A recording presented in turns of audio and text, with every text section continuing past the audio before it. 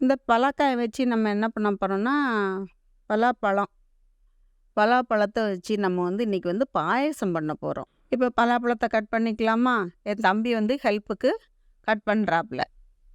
பலாப்பழம் கட் பண்ணும்போது எப்போதும் கொஞ்சம் தேங்காய் எண்ணெய் தேய்ச்சிக்கிட்டிங்கன்னா, அந்த பலாப்பழம் வெட்டும்போது ஒரு பால் வரும். அது நம்ம கையில ஒட்டாது. பிசு பிசுன்னு ஒட்டாது. பலாப்பழ பாயாசத்துக்கு சின்ன சின்னதா, பொடுசு பொடுசா பலாப்பழத்த கட் பண்ணி எடுத்துக்கிறணும். பலாப்பழத்துக்குள்ள இருக்க கொட்டைய தூர எடுத்துட்டு, பலாப்பழத்த மட்டும் சின்ன சின்னதா கட் பண்ணி எடுத்துக்கலாம்.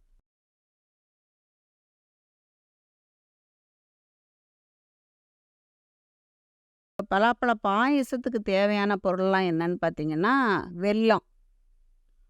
வெல்லம், கொஞ்சம் அரிசி மாவு. அரிசி மாவுனா நம்ம இந்த இடியாப்பத்துக்கெல்லாம் வச்சுருப்போம் இல்லையா?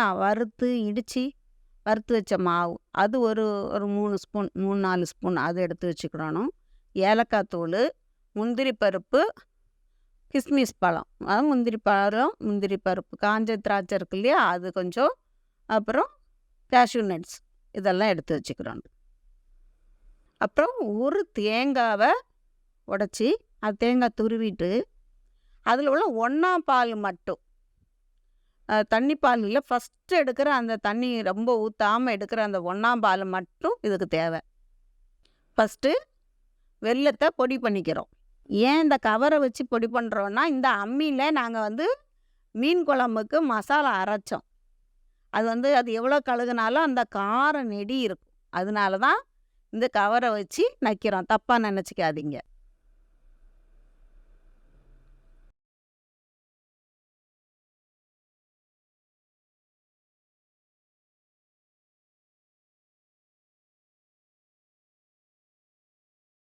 அப்புறம் கொஞ்சம் நெறைய தண்ணி, பார்க்கும்போது நெறைய தண்ணியா இருக்க மாரி இருக்கும். நெறைய தண்ணியில இந்த வெல்லத்த போட்டு பாகு காய்ச்சிக்கலாம்.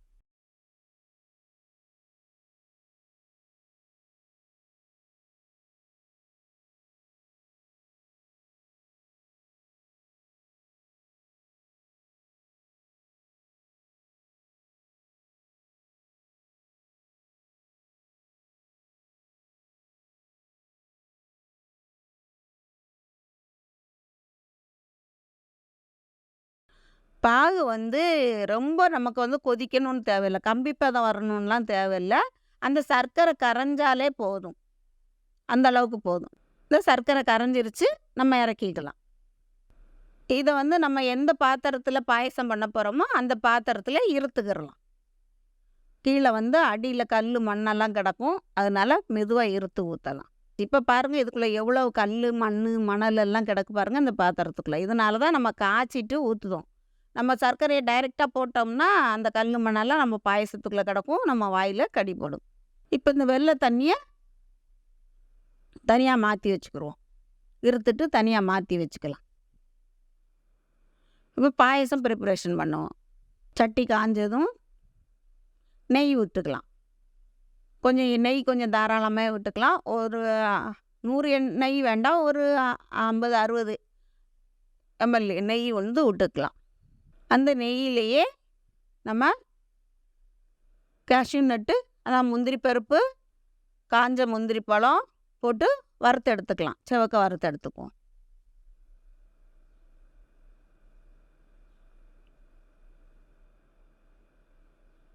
செவந்துருச்சு. இத தனியா எடுத்து வச்சிரலாம்.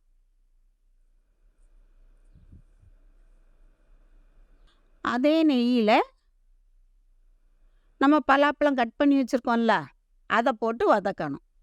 பலாப்பழத்த போட்டு அடி பிடிச்சிராம, பலாப்பழம் தீஞ்சு போயிராம, அந்த நெய்யிலேயே பலாப்பழத்த வதக்கணும் கொஞ்ச நேரம்.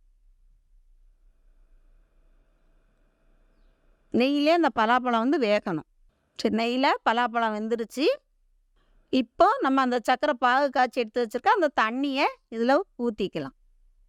பலாப்பழத்தில ஊத்திக்கலாம்.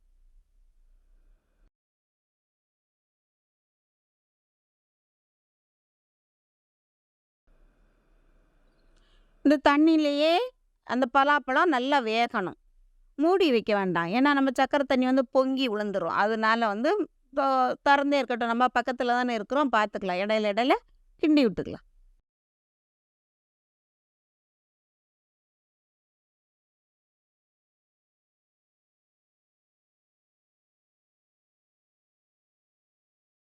பாருங்கள் ஃப்ரெண்ட்ஸ், பலாப்பழம் நல்லா அந்த சக்கரை தண்ணியில் நல்லா கொதித்து நல்லா வெந்து நல்ல ஃப்ளேவர் வருது.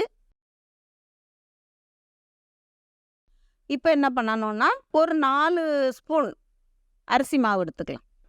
அரிசி மாவில் பச்சை தண்ணி, சுடு தண்ணியில் பச்சை தண்ணி ஊற்றி நல்லா தண்ணியாக கைட்டு கரைச்சிக்கிறணும். கலந்த மாவு தண்ணியை பாயசத்தில் கொட்ட போகிறோம். ஒரு கைட்டு ஊற்றிக்கிட்டே ஒரு கைட்டு நல்லா கிளறணும், இல்லைன்னா கட்டி பிடிச்சிரும். அதனால் ஒரு கைட்டு அந்த அரிசி மாவு தண்ணியை ஊற்றிக்கிட்டு, அரிசி மாவு கரைச்சி வச்சுருக்கோம்ல அதை ஊற்றிக்கிட்டு, இன்னொரு கைட்டு பாயசத்தை நல்லா கிண்டிக்கிட்டே இருக்கணும். ஃபுல்லாக ஊற்றியாச்சு. இப்போ கொஞ்சம் நேரம் கைவிடாமல் பாயசத்தை கிண்டுறோம். இங்கே பாருங்கள் ஃப்ரெண்ட்ஸ், பாயசம் தண்ணியாக இருந்துச்சு. இப்போ பாருங்கள் நல்லா கட்டியாயிருச்சு. பாயசம் இறக்குறதுக்கு முன்னாடி தான் நம்ம தேங்காய் பால் எடுத்து வச்சுருக்கோம்ல, ஒரு தேங்காவை துருவி பால் எடுத்து வச்சுருக்கோம். அந்த தேங்காய் பாலை ஊற்றுறோம். தீ வந்து தேங்காய் பால் ஊற்றும்போது கம்ப்ளீட்டாக தீயை குறைச்சிடணும்.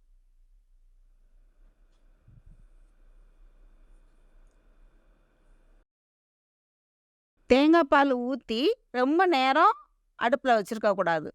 தேங்காய் பால் ரொம்ப கொதிச்சிருச்சுன்னா பால் பிரிஞ்சு இந்த பாயசத்தோட ஸ்ட்ரெச்சர் வந்து நல்லா இருக்காது. தேங்காய் பால் ஊற்றி அந்த பால் ஒன்று சூடு ஏறின உடனே, தேங்காய் பாலில் சூடு ஏறினோடனே என்ன பண்ணுறோம், நம்ம வறுத்து வச்சுருக்கோம் இல்லையா காஷ்யூ முந்திரி பருப்பு, காஞ்ச முந்திரி எல்லாம் இருக்குல்ல, அது கூட 4 ஏலக்காயும் தட்டி போட்டிருக்கோம். இதை இப்போ வந்து பாயசத்தில் கொட்டிடலாம்.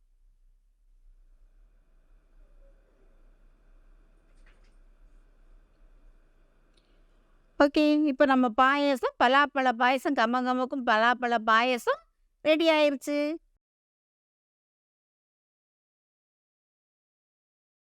இப்போ பலாப்பழ பாயசத்தை நாங்கள் மண் டம்ளரில் ஊற்றி லைட்டாக ஆற வச்சு குடிக்க போகிறோம்.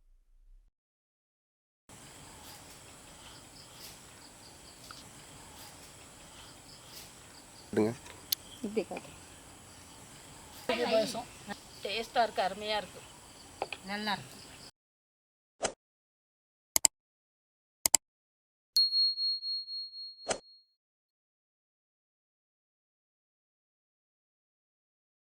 பூவை பொச்சு பருப்பாக இருக்கா, அவ்வளோ பொச்சு போட்டால் முடிஞ்சிருக்கு. எல்லாம் சின்னதாக அரைச்சி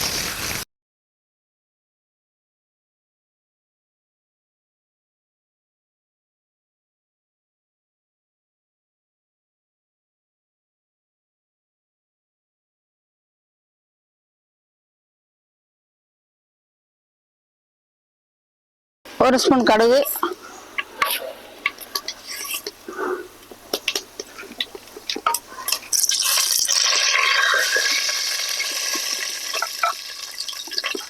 கடுகு வெந்தயம் பொரிஞ்சிருச்சு. நம்ம கொஞ்சம் வந்து வெங்காயமும் தக்காளியும் அரைச்சிருக்கோம் மசாலையில, ஆனா இதையும் சேர்த்து போடணும். இந்த வெங்காயம் போட்டு அந்த கருவாட்டு குழம்பு சாப்பிட்டு பாருங்க, நல்லா இருக்கும். வெங்காயம் 2 பச்சை மிளகாய் கீறினது, வெங்காயமும் ரொம்ப பொடுசா கட் பண்ண.